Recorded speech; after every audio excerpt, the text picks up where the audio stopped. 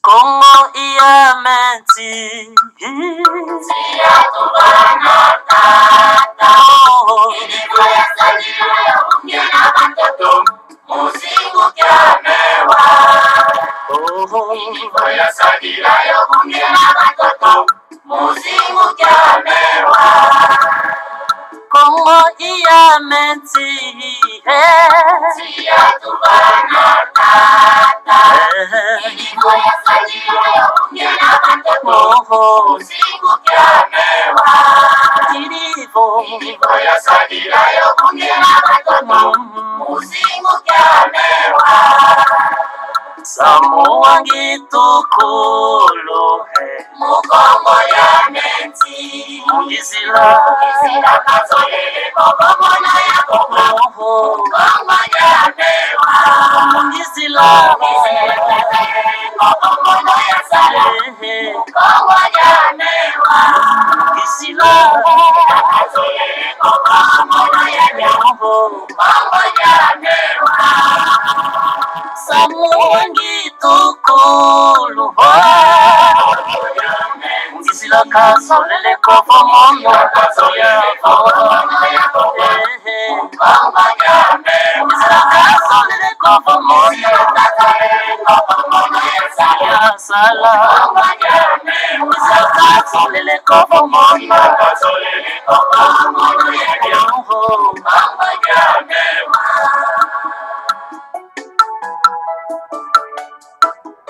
Zenza wasisantiani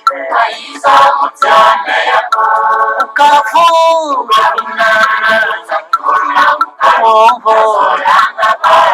Ukavula mama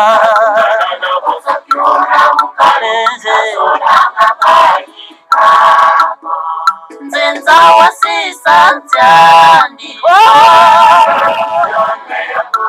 Ukavula mama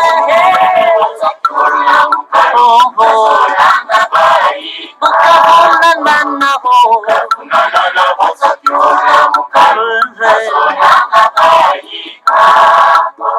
Samuangi tukulu Mukongo ya menti Mungizila Katolele kokomono ya koko Mukongo ya mewa Mungizila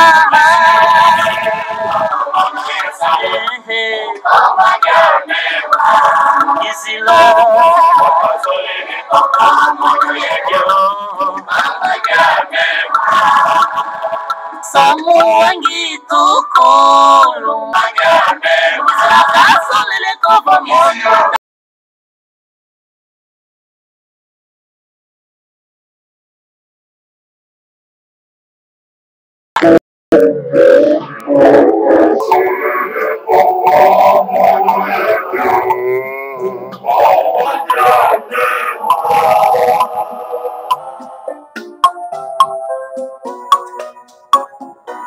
Obeno mumazulu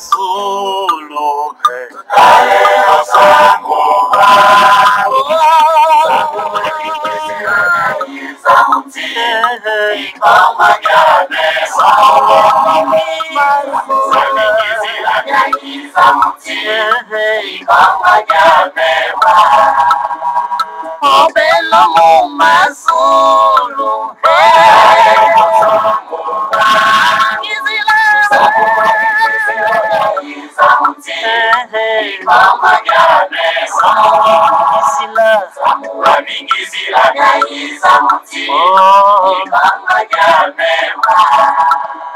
Samuangi tukulu Mukongo ya menti Mungizila Katolele kokomono ya koko Mukongo ya mewa Mungizila Kokomono ya sala Mukongo ya mewa Mungizila Katolele kokomono ya nyambo Mukongo ya mewa Samuangi tukulu Mungizila kasolele kokomono Katolele kokomono ya koko Mungizila kasolele kokomono ya sala izila kazolele kopo moyo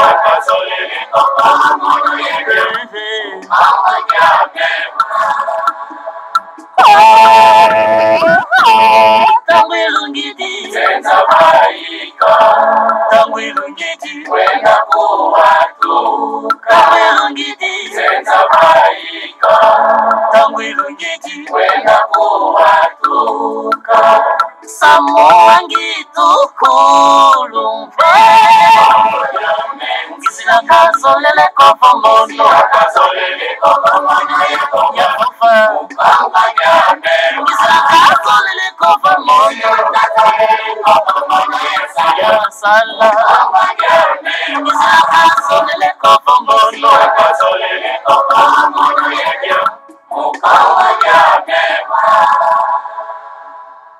matondo mingi na balanga nzembo, matondo mingi na balandi ya Congo bololo, matondo mingi na bino banso oyo solo pena en tout cas bozalaka solo vraiment branché si Congo bololo. En tout cas bama batata bandeko balandi ya Congo bololo lelo ezali ya solo pena mokolo mwa poso mokolo mwa zomi na misato ya sanza motoba moboya koto mibale na tuku mibale tokomi bongo na ngonga ya zomi na minei na miniti zomi na motoba elingi koloba ngonga ya mibale na miniti zomi na motoba ya sima nzanga na ingi na loba. Alors topesi bino banso bayenge bambote pe balosako na bino banso ezali wa bino molobeli mbuta bopelu bobala elingi koloba malamu koloba. Lelo, en tout cas, bama batata bandeko balandi ya Congo bololo, toye tout simplement, en tout cas, na mukuse penda bama batata bandeko, to mekano ko medite na mae oyo, maza koleka na kati na mboka na biso bama batata bandeko.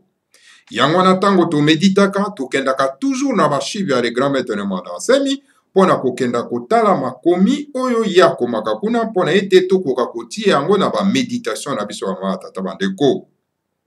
Yango wana, to kendaki kuna, tokei kozwa solo pena en tout cas Congo die to yasilaki koma oyo alobaki ete tomeka nano kotala tolanda exemple ndakisa ya bato tobengi ba japonais tolanda nano ndakisa ya ba japonais. Suivez l'exemple du Japon s'il vous plaît bandeko.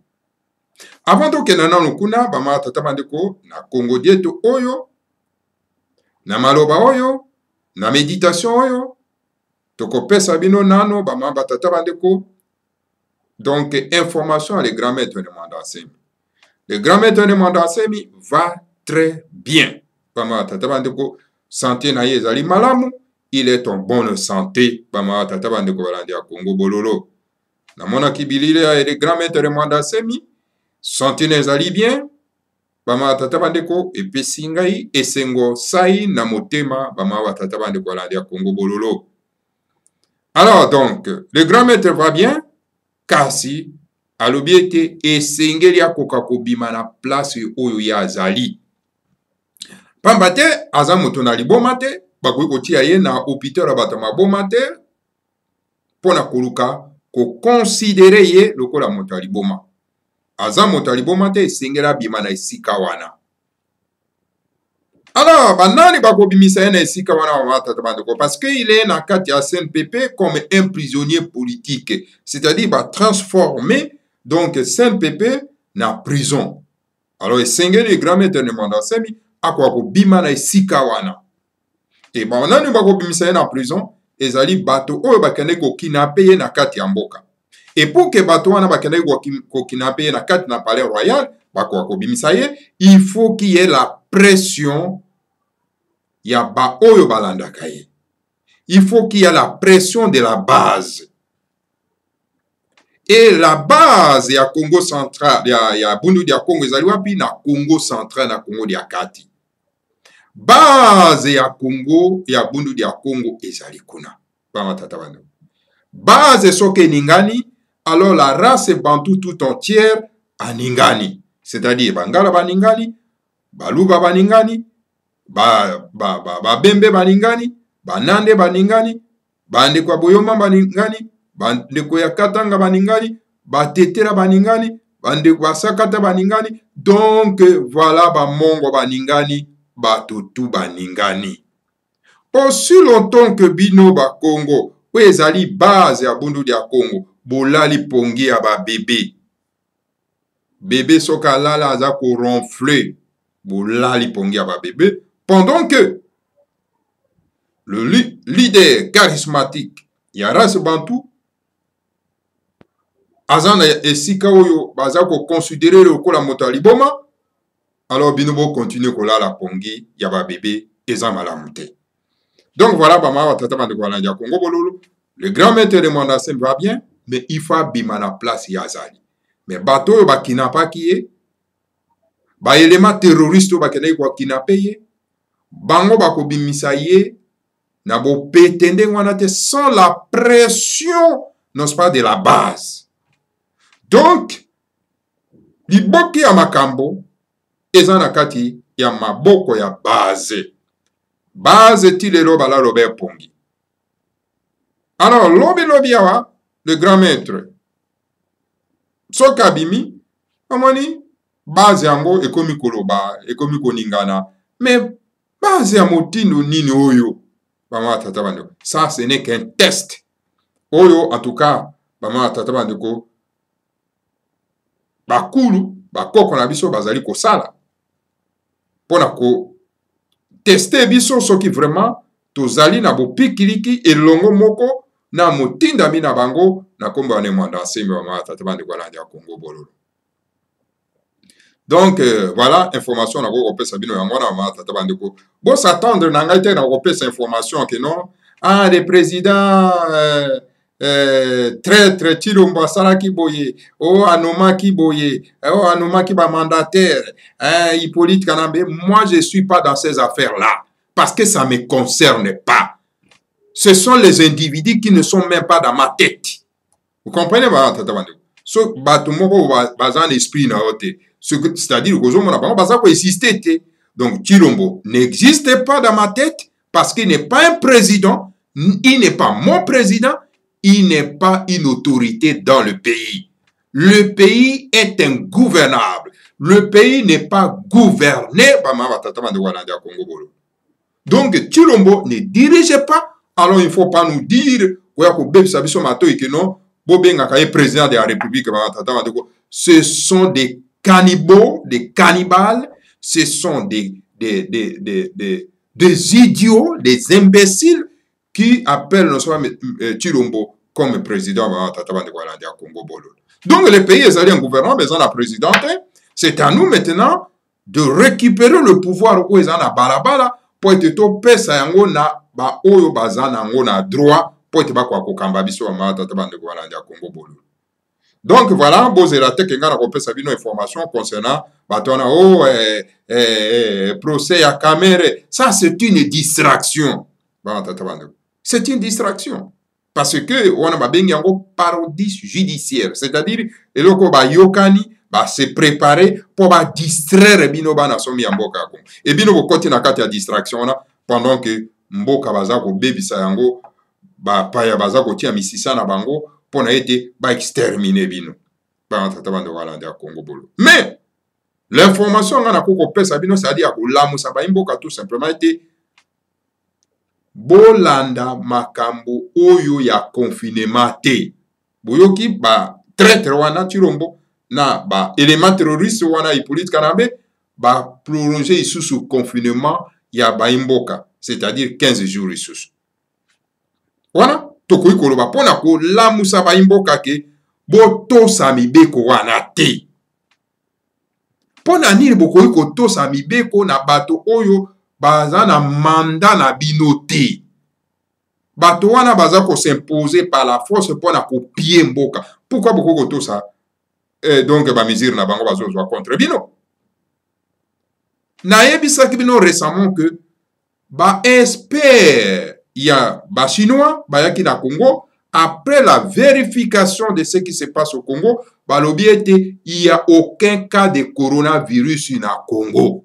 Pongo sikoyo Chilombo, les traîtres, na ba bande terroriste na ye, baza ko confiner bino ponani. Et puis bino boza combien? 80 millions de Congolais. et moi poigné à Batoboye et quoi qu'on soit en otage. Non. Il faut que tellement que non, to ko accepter le confinement, il y a le coutate. Coronavirus est en Congo T.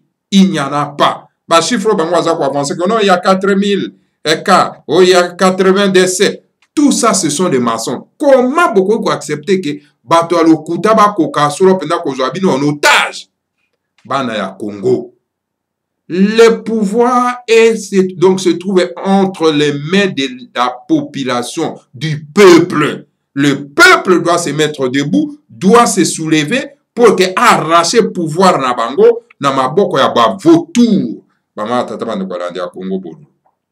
Donc voilà, et là ko sabino comme information yangwana et puis na bande kuna biso baza kuna na Équateur. Toyoki ete oh non Ebola ebimi na Équateur. Alors donc, bazui ba vaccin ba kena ko tobolo bato parce que contre le virus de Ebola. Tala lokuta ndenge ba kotisi. OK, pour que bazo a raison ya ko vacciner bande ko na biso ndenge bazo ko sa bango kuna na Équateur, hein? Vaccin ya mort. Alors, ba kosi siko ko la ki ça été Ebola ebimi na Équateur. Parce que kuna na Équateur basali résistance moko ko sakanate. Bande kuna biso bangala basali résistance contre les vaccins oyo ya coronavirus. Alors sikoyo po bazo bango en otage, ba eko ko ça a été donc voilà Ebola ebimi na Équateur. Alors sikoyo yango il faut ba vacciner bango contre le virus Ebola. Oh kende vaccin ya coronavirus ya ko kotsa bango virus ya corona na loma na ko. Alors, tu as bande ko na biso ya bangala. En tout cas, bana bangala bo telema. Bondima vaccin wana te. Bon, bazui, baza déjà candidat à la mort.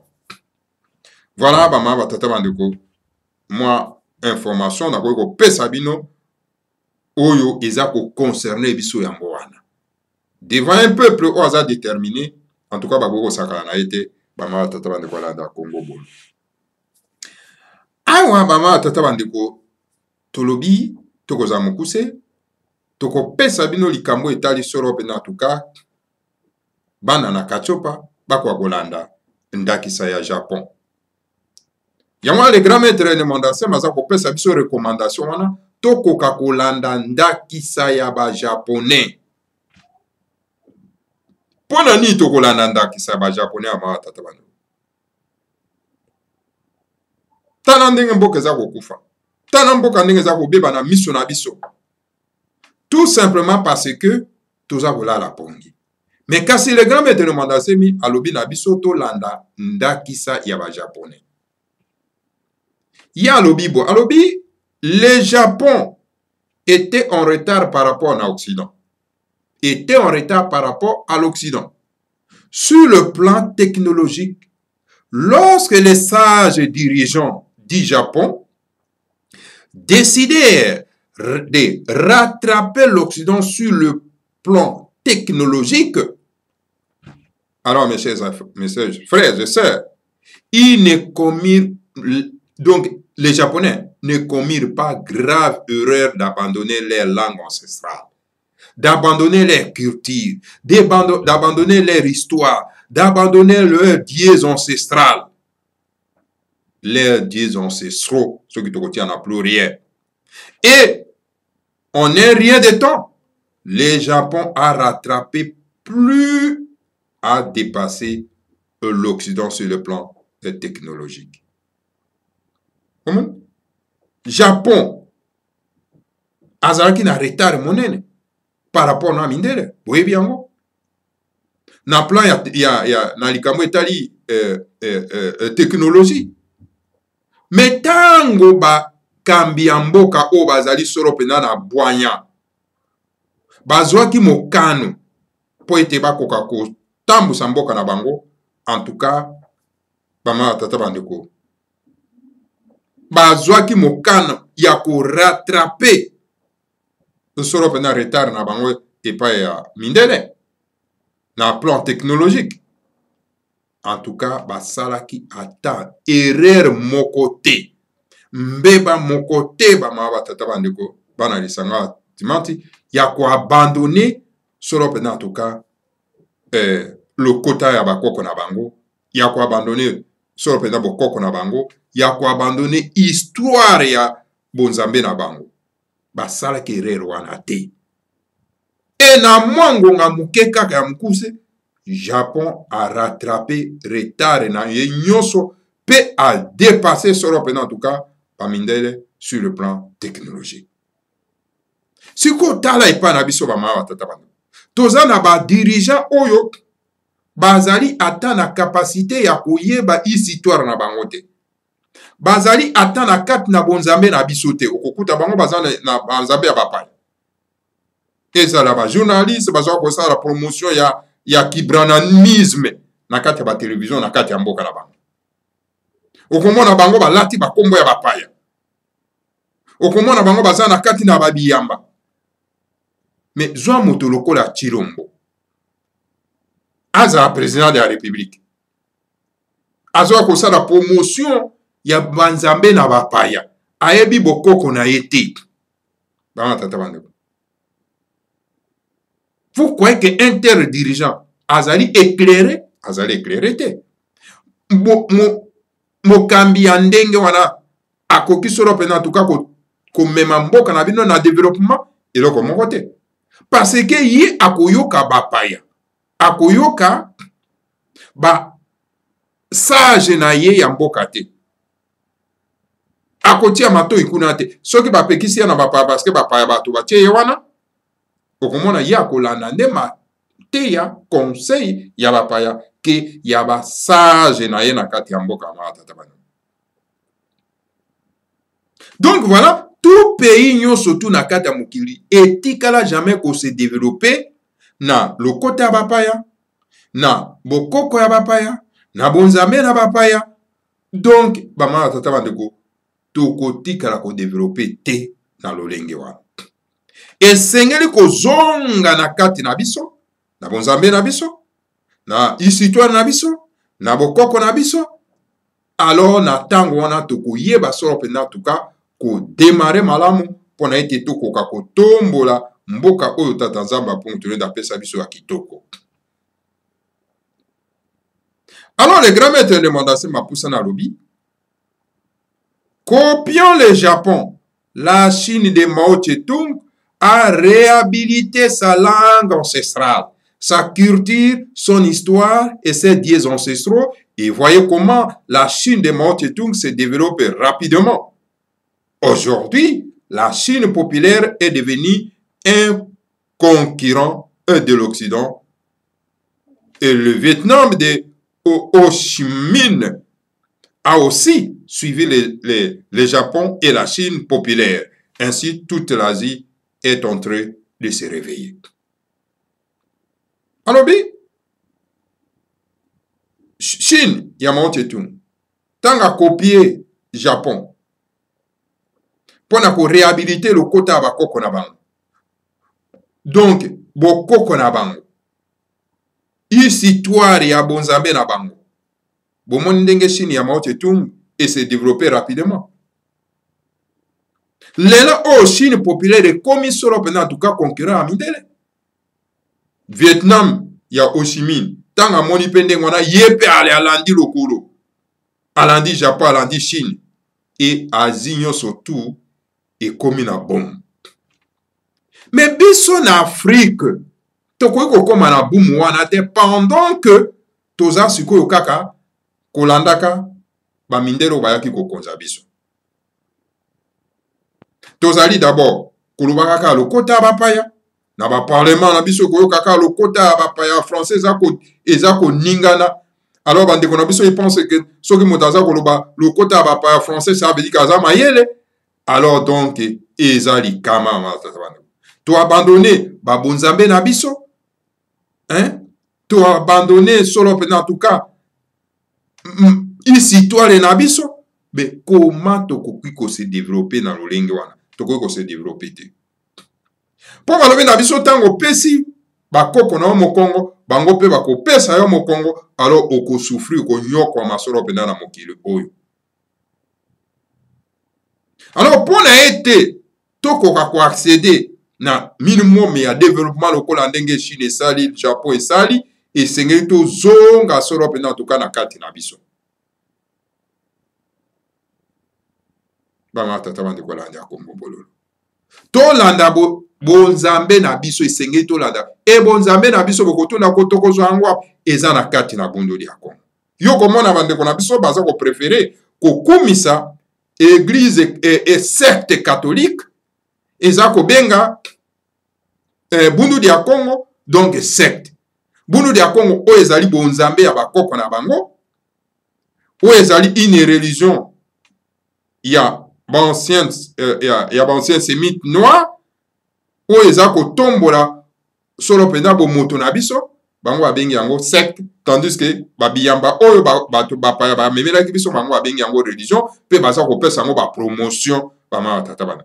Na lolenge wana akokanisa, mes chers frères et sœurs, comment toko-développer mboka? Toko-développer mboka te, parce que d'abord, ezali na elimu nde oyo esalaka ete tokoka kotombola. Okomona bandeko mosusu bakoloba bimo, non, tozali na na mboka oyo ezali na liberté ya bakilte. Moto na moto esengeli azala na bonzambe na ye.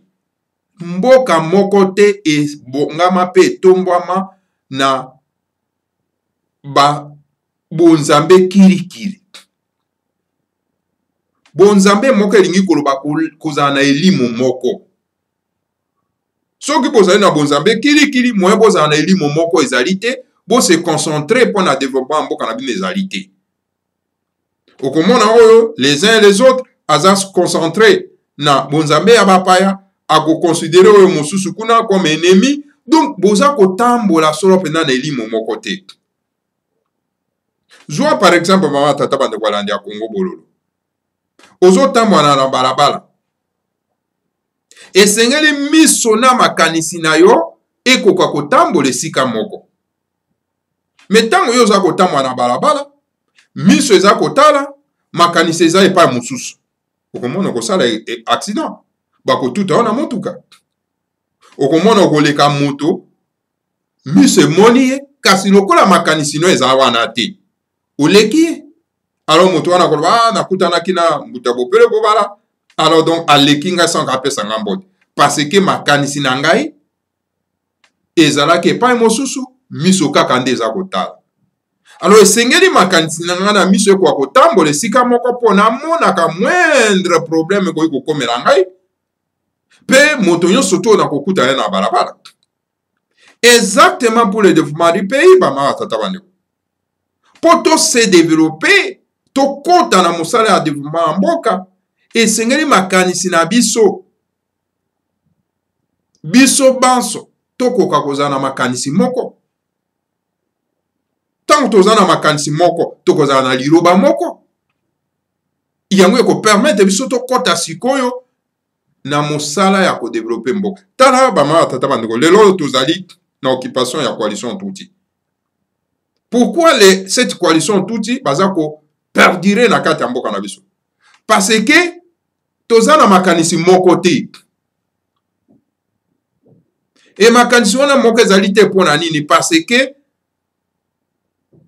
na koyambaka ba culture ya bapaya, bonzambe na bapaya, alors surtout ya bapaya, moyen to kwa kozala na makanisi moko te po to se concentrer na kobundisa bato yo baye kobebisa biso mboka po to bimisa bango libanda pe to kota na éveil, vrai éveil patriotique pona ete to koka kotonga mboka na biso. Yango na esengeli to bundisa banzambe ya bapaya wana eye kotia biso na distraction. L'église catholique ezali l'âme de la colonisation. Ekoki ko permettre biso te en aucun cas pona ete to se concentrer pona développement ya mboka na biso. Moto babengi ambongo azali mokonzi ya lingomba ya colonisation to bengi église catholique. Azali tout simplement ennemi ya race noire. Et comme c'était au cas, il y a Mosengo la même chose. Est-ce que bon moni bango ba ko bundisa bapaya wana? Po baebi ke bapaya wana cette coalition Tutsi ezali incarnation ya made in Occident, batie bango wana mpona koexploite mboka et kodétruire, kodécimer notre peuple. Lokola ye, d'ailleurs, écoute ça, alobaki ke azali citoyen romain, il n'a rien à voir avec le Congo. Alors, siko bino bokokenda na kati ya biyamba wana, pona kokotaka mambonza mabino, pona koenrichir bato oyo bayi kodétruire bino. Ole bozwa mabonza bokotsa ngo na kati na bundu ya Congo, oyo ezali ko militer pona bolamu na biso ya baindo. Pona kotombola valeur na biso baindo. Alors bino boza kokenda ko enrichir encore bato bayaki ko détruire bino bama tata bande ko landa Congo bolo. Et suivons l'exemple du Japon, l'exemple de la Chine et ya Vietnam. Po ete totombola mabe na biso ama tata bande. Pona kosuki ça, de grand maître alobi, par contre, en Afrique où l'on parle de l'isophonie, de la culture et de la langue portugaise, occidentale, rien ne marche. Au contraire, l'Afrique est devenue plus pauvre alors que le Seigneur à Congo lui a doté de ressources diverses et fantastiques. Donc voilà, Bama Tataban de Kobanani à Congo Bololo. Par contre, nakati na kachopa na biso, na Afrique, et pas des autres baka ba isophonie, ba francophonie, ba anglophonie, etc. Bama Tataban de Komona kuna na Cameroun, bato baza ko bomana pona likambo etali lokota. O biso toza ba anglophone, ba kuna baza ba francophone, mais ba kolo lokota bazo seka bango meta ba negro to bebisa bango penza. Koma yo mwana na kachopa, mwana na Cameroun, okende kokoma na conflit, na confrontation, na ndeko na mwana na kachopa, likolo ya balokota bapaya. Obiso toza ba francophone, ba kuna baza ba anglophone. Est-ce que toutes ces deux langues ezo concerner biso nani? Eza balokota bakoko na biso te? Eza balokota o tatanza batiaki na kat na makina na biso te? Alors, on dit que c'est la stupidité. Il y a quelqu'un qui a lokota bapaya. Alors donc voilà, bama tata bandeko. Moyen to koka solo penda ko se concentrer pour na été to ko kotombola Afrique na biso ezalité bama tata bandeko.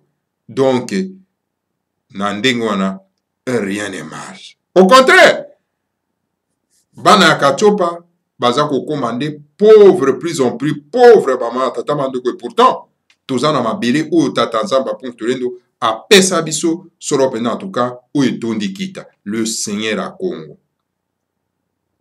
Soit que toujours le Seigneur à Congo, nous ne faisons pas allusion à Yahweh. Yahweh n'est pas Dieu créateur, s'il vous plaît. Au comment on va nègre, tellement au kolobana wango soki le kota ni poba yoka bagoyoka te.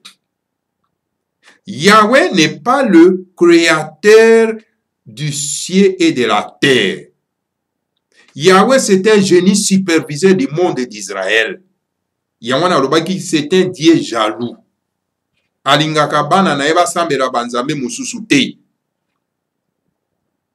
C'est un Dieu secondaire, un génie superviseur. Et chaque race a un génie superviseur na ye. A un Dieu secondaire na ye. Biso bana na kachopa.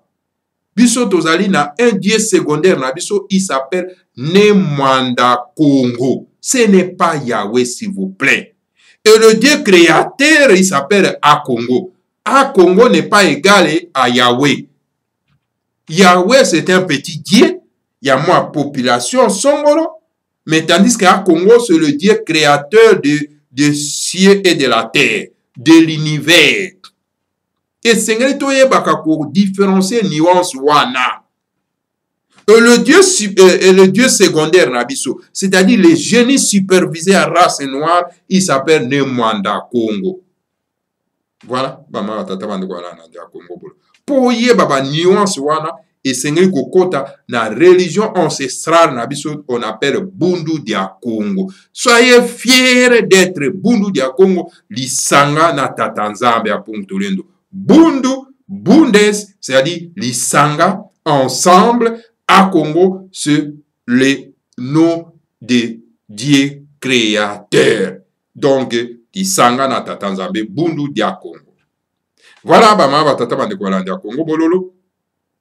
Moi muke oyo nakokaki solo pena tuka koya ko pesa bino solo pena tuka na après-midi ya lelo ezaki tout simplement pona ko pesa bino nouvelle et que le grand maître de monde Asemi va très bien bama batata bandeko donc ba tracasserie za kokoba pona ete akoka solo pena kolongwa na place wana ya zali bama batata bandeko donc totala semaine prochaine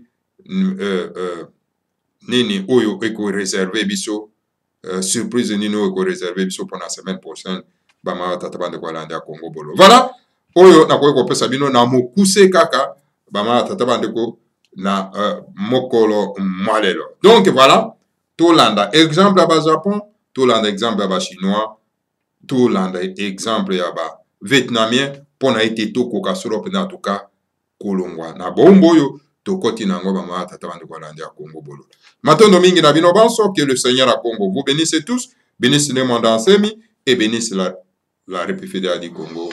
Ingeta ibelo. Vuka yantimanti afelika diampa di finamene tungwa kabu dia bakeluba Uluzororo wakanda wa Mungu tuleno makanda baba musoma vutuka yotama osaweni na ninga masina makikulu Kongo ya vutuka Kongo Uluzororo wakanda wa Mungu tuleno makanda baba musoma vutuka yotama osaweni na ninga masina makikulu Kongo ya vutuka Kongo Afrika ya Afrika ya Malina Tumwa Afrika ya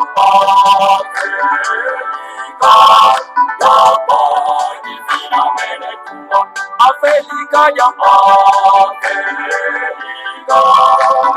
Afrika ya Malina Tumwa Afrika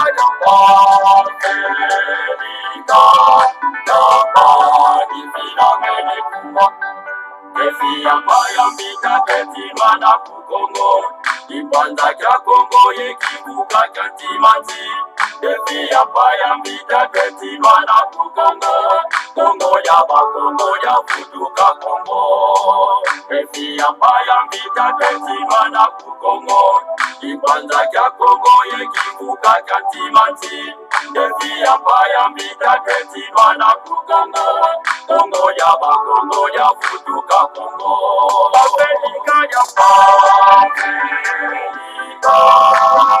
Afrika ya Malina Tumwa Afrika ya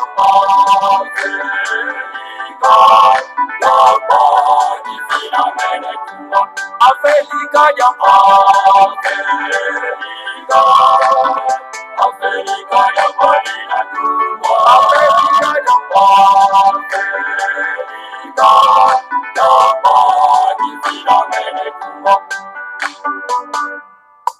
Zakuna tatu zazo zina katulwa Uluzololwa batata makungu tuleno Siku mina zone za kwanza zinatungwa Yefuka na mukifuka kantimati Zakuna tatu zazo zina katulwa Uluzololwa batata makungu tuleno Siku mina zone za kwanza zinatungwa Yefuka na mukifuka kantimati Afrika ya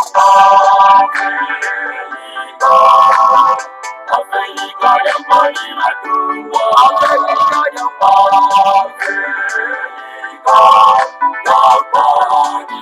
Mene Tumwa Afrika ya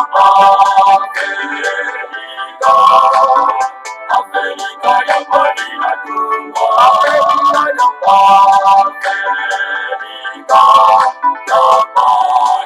ya Mene Tumwa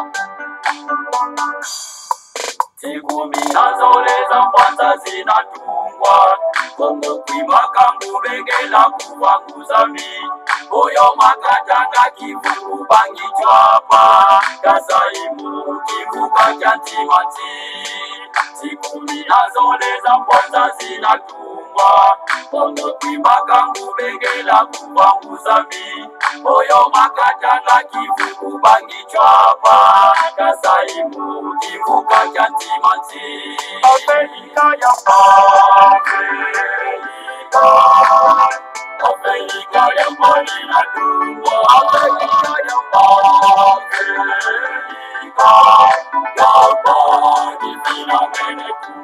Afrika ya Afrika ya mbali na dumbo Afrika ya